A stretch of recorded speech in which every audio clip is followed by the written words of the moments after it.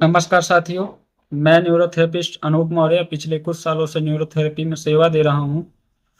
तो आज हम बात करेंगे वही अपने पुराने टॉपिक पर कि पेट की बीमारी में क्या खाना चाहिए क्या नहीं खाना चाहिए, अर्थात हमारा जो डाइट प्लान है वो कैसा होना चाहिए। और एक महत्वपूर्ण और टॉपिक कि न्यूरोथेरेपी से आराम क्यों नहीं होता है। अगर हम ट्रीटमेंट ले रहे हैं तो न्यूरोथेरेपी से आराम क्यों नहीं होता है, क्योंकि अभी हाल फिलहाल में मेरे पास एक जो है न्यूरोथेरेपिस्ट द्वारा दिया गया था, फार्मूला भेजा गया, जिसमें पेशेंट को तो कॉन्स्टिपेशन है और उसे जो ट्रीटमेंट चलाया जा रहा है वो भी कॉन्स्टिपेशन का ट्रीटमेंट चलाया जा रहा है। और उसको जो है बोला गया है कि आप सब कुछ खाइए, सब कुछ खाइए पिए। तो भाई आपको परहेज तो करना पड़ेगा और सही थेरेपिस्ट के पास सही टाइम से आप पहुंचिए, क्योंकि आप पहुंचेंगे नहीं सही टाइम से सही जगह तो आपको आराम नहीं मिलेगा पेट की बीमारी से। और आईबीएस यानी कुछ नहीं है, आईबीएस मतलब होता है कुछ नहीं। जब रिपोर्ट में कुछ न निकले तो समझ लीजिए आईबीएस है।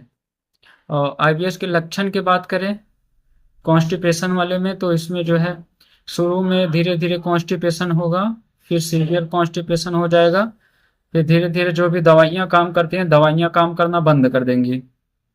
फिर उसके बाद जो है धीरे धीरे लोग इधर उधर आयुर्वेद होम्योपैथ सब कुछ कराने के बाद भी आराम नहीं मिलता है, तो फिर कहीं ना कहीं से उनको पता चलता है न्यूरोथेरेपी के बारे में।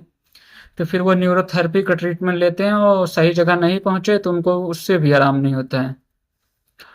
और फिर उसके बाद वो कराते हैं महीना दो महीना, फिर वहां से भी वो हार जाते हैं। तो पहला नंबर तो न्यूरोथेरेपी में आईबीएस का इलाज, पेट के इलाज 100% है, इसमें कोई दो राय नहीं है। आप सही जगह पहुंचिए, 100% आपको आराम होगा न्यूरोथेरेपी से।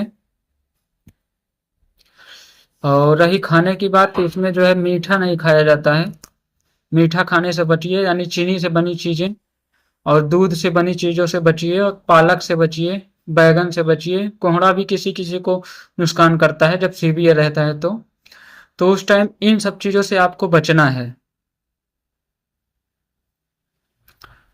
हाँ, उन इन सब चीजों से आपको बचना है। बाकी आप सुबह शाम दोनों एक्सरसाइज करिए, यूट्यूब चैनल पर मेरे पड़ा हुआ है कौन सी एक्सरसाइज करना है। अर्थात एक्सरसाइज में वही एक्सरसाइज करना है जो आप कर पाए, जबरदस्ती फोकट की अपने शरीर को कष्ट देने की जरूरत नहीं है। अपना जो भी है 20 मिनट 15 मिनट आधे घंटे इतनी एक्सरसाइज बहुत होती है, तो इसको आप एक्सरसाइज करते रहिए। और किसी पेशेंट को अगर थोड़ा बहुत सिम्टम्स हो, जैसे 50% सिम्टम्स हो, तो हमारे यहाँ से दवा भी जाती है, आपको दवा भेज दिया जाएगा, उससे भी आप ठीक हो जाएंगे।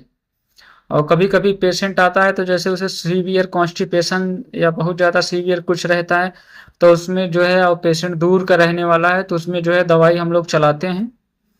ज़्यादा दिन तक दवा नहीं चलती है लेकिन उससे आराम होता है, फिर न्यूरोथेरेपी ट्रीटमेंट के साथ ठीक करके भेज देते हैं। क्योंकि ये जो बीमारी है, कहने की तो पेट की बीमारी है, लेकिन एक्चुअल में ये चाहे 20% माइंड की भी बीमारी है, चाहे 20% बीमारी हो, लेकिन इसमें जो है माइंड की भी रोल है। और बाकी जो है 80% पेट का रोल है। और बाकी हमारे डाइट 80% नहीं 60% और 20% हमारे डाइट का रोल है। तो ऐसा कुछ नहीं है जो आप लोग कमेंट करते हैं कि इसकी रोटी खाएं उसकी रोटी खाएं। भाई बचपन से जो खाते आए हैं वो अगर नहीं पच रहा है तो फिर कहीं ना कहीं सिस्टम में गड़बड़ी है, क्योंकि बचपन से तो हम लोग वही खा रहे थे, वही पच रहा था, फिर अभी नहीं पच रहा है। हाँ, तो ऐसी बहुत बड़ी बीमारी नहीं है, ऐसी कोई टेंशन वाली बात नहीं है। आप टाइम से न्यूरोथेरेपिस्ट के पास पहुंच जाइए। आप वहां नहीं पहुंच सकते हैं तो आप जो है आप हमारे पास भी आ सकते हैं, दिए गए नंबर्स पे कॉल करके। अगर आपको थोड़ी बहुत दिक्कत है तो आप दवा भी मंगवा सकते हैं, लेकिन ठीक होगा जरूर। लेकिन एक चीज याद रखना है, जब बहुत ज्यादा सीवियर होगा तो दवाई काम नहीं करेगी, उसमें आपको न्यूरोथेरेपी का ट्रीटमेंट लेना ही पड़ेगा।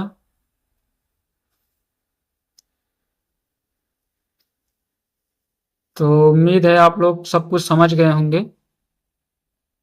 बाकी आप एक्सरसाइज करते रहिए, डाइट फॉलो करिए, धीरे धीरे आपको 100% आराम होगा।